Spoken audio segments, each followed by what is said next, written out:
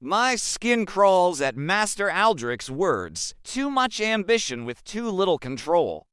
The very thought of that in Toravan makes me shiver. It also confirms what I think I already know, that this is why he keeps me around. Not only because he enjoys having someone to belittle, not only because he needs someone to feed his dark magic, but also because he needs someone to keep the volatile king alive, to make sure he doesn't go crazy with grief and ambition. But he needs to get stronger. I argue he is the king. His father was murdered and the kingdom is in turmoil. If he does not hone his abilities, who will protect us? That is true, Master Aldrich concedes.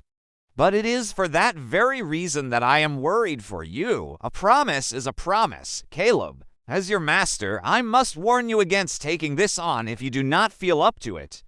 You may be a powerful weaver, but you are still young, too young to take such responsibility, and Toravan is dangerous.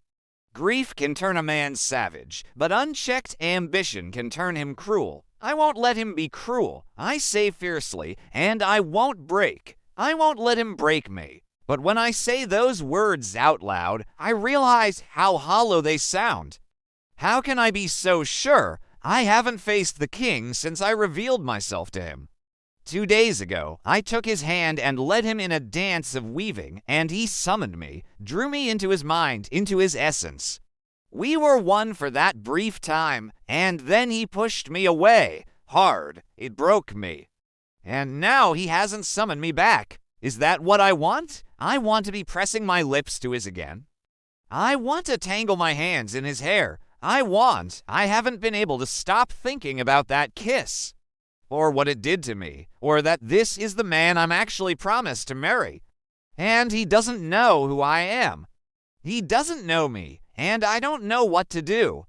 Caleb, Master Aldrich says, snapping me out of my thoughts. Have you heard a word I said?